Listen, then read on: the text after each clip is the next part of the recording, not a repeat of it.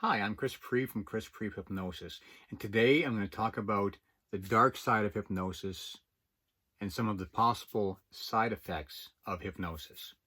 Now, full disclosure, I simply used ChatGPT with the following prompt. What are 5 side effects of hypnosis? Now, many years ago, I had a teacher that stated that there are no side effects. There are only potential unwanted effects, but they're still effects. That may be a subject for a different video. So with the prompt of what are 5 side effects of hypnosis, here is the answer. While hypnosis is generally considered safe when performed by a trained professional, some individuals may experience side effects. Here are 5 potential side effects of hypnosis. Number 1, drowsiness or fatigue. What happens? Individuals may feel excessively tired or lethargic after a session due to the deep relaxation state. Why it occurs? The brain shifts from an alert state to a relaxed state, similar to the transition into sleep. How to mitigate? Allow time to rest or adjust to normal activities after a session.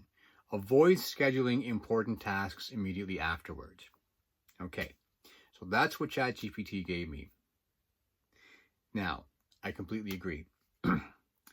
Now, what happens is when you are relaxed like that, it takes a while to come out of that relaxation. Now, although you don't need relaxation to get hypnosis, relaxation, is often a byproduct of hypnosis. That's why a lot of times, almost every time, and if not, they should, if you have a hypnosis recording, they will say, there's a disclaimer at the beginning, do not listen to this while driving, operating heavy machinery, or doing anything that involves or requires your immediate attention. That's kind of one of the things that hypnosis does. So what I do as well is in a typical 90-minute session, I'm going to tell the client to allow for 2 hours, just so there's a little bit of a buffer between the hypnosis session and when they have to go back to doing whatever it is that they normally do. So number 1, drowsiness or fatigue. Number 2, emotional release. What happens? People may experience unexpected emotions such as sadness, anger, or joy during or after hypnosis. Why it occurs? Hypnosis can access suppressed or unresolved feelings in the unconscious mind. How to mitigate? A trained hypnotist can guide clients through processing those emotions safely. Completely agree here again. Now, when you're in hypnosis, for the most part, we are dealing with the unconscious mind. The unconscious mind is, to quote a model, our left brain is more used for logic and reasoning. The right brain is more used for emotion and metaphor. Now, hypnosis deals more with the right side of the brain, the emotional part. Now, what I typically will use is a method that was discovered and created by Carl Smith called emotional detox. Emotional detox, what it actually does is it welcomes those emotions to come up, and then we deal with it and we let them go. So the welling up of emotions is part of the process. If you're not ready for that 100%, it can happen. You need to have somebody, like it says, who is used to that and is ready for that. With the emotional detox, that is not only wanted, but it's requested. We bring that emotion up so that you can deal with it because you've been sitting with it for long enough. So emotional release, number 2. Number 3, headache or lightheadedness. What happens? Mild headaches or a sense of disorientation may follow a session. Why it occurs? Our brain suddenly shifts our focus for prolonged relaxation, and you doing that can cause temporary physical sensations. How to mitigate? Drinking water, taking deep breaths, and easing back into daily activities can help. Again, completely agree. Water is usually a requirement or a suggestion for any of my sessions. Because what we're doing in hypnosis is we're going in, and with any change work, and this is any change work, whether it's hypnosis or just learning a new activity, with any change work, you're building new neural networks in your brain. Now, we are 70 to 80% water. Our brain is surrounded by fluid. If we are using our brain and working our brain, we need to make sure we're hydrated. That goes without saying. And again, we're going to ease into whatever activities afterwards. So a typical 90-minute session for me, I'm going to have the client allow for 2 hours just so that they can sort of enjoy that transition period, because it's not something to worry about. It is actually something to enjoy. So number 3, headaches or lightheadedness can happen, doesn't typically happen. As long as you're hydrated before, during, and after, it shouldn't be an issue. Now, number 4, this is where it gets a little bit interesting. Number 4, for side effects of hypnosis, potential side effects of hypnosis, false memories. What happens? Rarely, hypnosis can lead to the creation of inaccurate or fabricated memories. Why it occurs? Our mind can be highly suggestible during hypnosis, in which may inadvertently shape perceptions of past events. How to mitigate? Use hypnosis cautiously for memory recall, and always ensure the practitioner is experienced and ethical. This one I agree with 100%. Interestingly enough, studies have shown that even just by accessing our memories, they can be changed, they can be modified, whether it's under hypnosis or not. When we access a memory, we change the memory based on the mood that we're in. If I access a good memory, but I'm in a horrible mood, when I store that memory back again, the mood I'm in when I brought it up is probably going to taint that memory a little bit.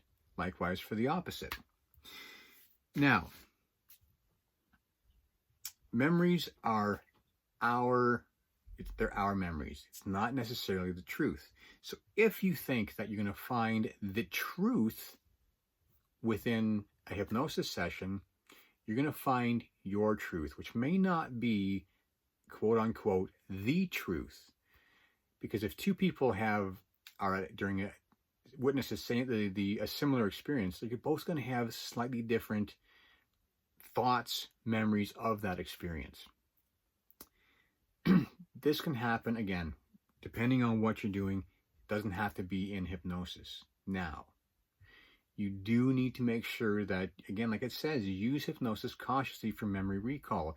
If the purpose of the hypnosis is to find out what really happened, that's where you start to get into a little bit sketchy territory, because depending on your views, your opinion, and what your purpose is going in there, that can shape what comes up.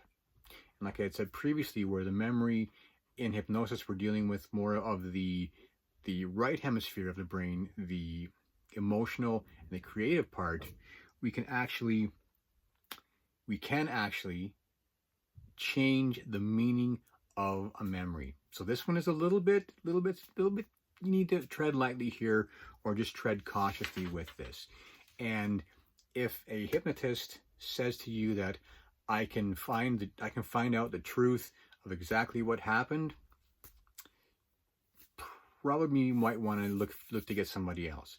There's actually a study, or not a study, but there was a TV show called Brain Games. And one of them, there was a test. And just by changing language, people's memories of an event changed. So they had a car come in. There was a stunt person that was doing the accident, came in, and they hit another car.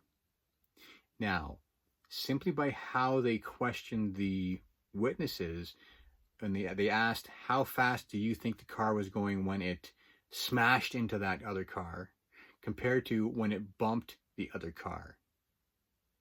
People that were questioned and asked how fast it was when it smashed in, it was probably on average about 30 to 40 kilometers faster in their memory compared to when they were asked about when it bumped the other car. The speed was exactly the same, but based on language, the memory was altered. So false memories, tread lightly here. Make sure you have, like it says here, an experienced and ethical hypnotist. An experienced and ethical hypnotist is not going to tell you, I can find out the absolute truth, because we can't. Number 5, dependency or over-reliance. What happens? Some people may feel overly dependent on hypnosis for stress relief or problem solving. Why it occurs? Hypnosis can feel like a quick fix, leading to avoiding or to avoid addressing underlying issues. How to mitigate? Combine hypnosis with other therapeutic approaches or self-help techniques for holistic improvement. Absolutely. Completely agree with this. However, hypnosis is typically used to deal with the underlying issues rather than avoiding it. Hypnosis a lot of time is used to deal with what we use as our avoidance strategy. That could be food, that could be alcohol, that could be drugs, that could be a number of things that we use as temporary fixes to avoid the issue. So hypnosis is used to deal with the underlying issue. At least it does when I use it. What I'm going to do as well, I'm going to teach you techniques. And a good hypnotist should teach you techniques so that you are armed with the tools to be able to deal with whatever life hands you. With that, there's going to be some tasking. A lot of times, when the techniques are taught to you, there's going to be tasking. You're going to be expected to use this technique, again, to reinforce the change, create that new neural network of how you want to do something as opposed to how you were doing it, which wasn't working.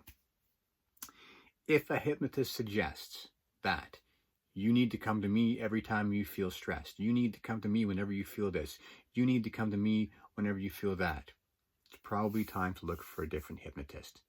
Because if I can give you the tools, if we properly deal with what's going on in the session, and I give you the tools to deal with any sort of, when it happens again, if those feelings come up or whatever happens, the magic isn't in me. The magic is happening in your brain, in your unconscious, and you control that magic.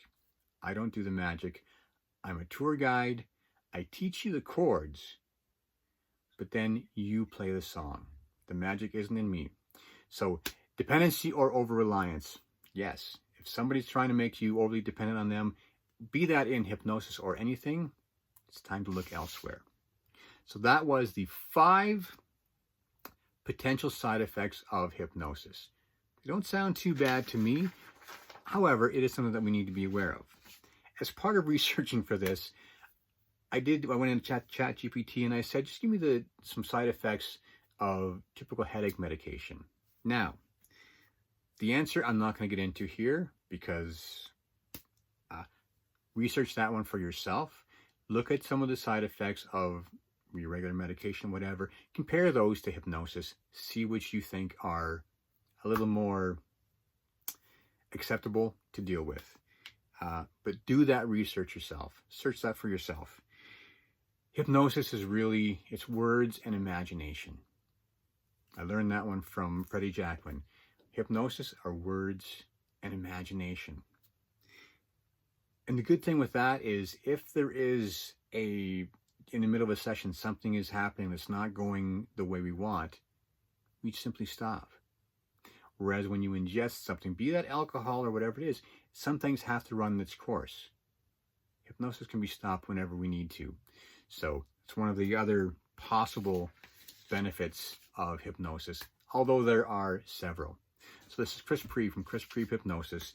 If you learned something from this, or if you liked it, please share it with somebody else. Make sure that you like and subscribe, and I will see you on my next video. In the meantime, have yourself an amazing day.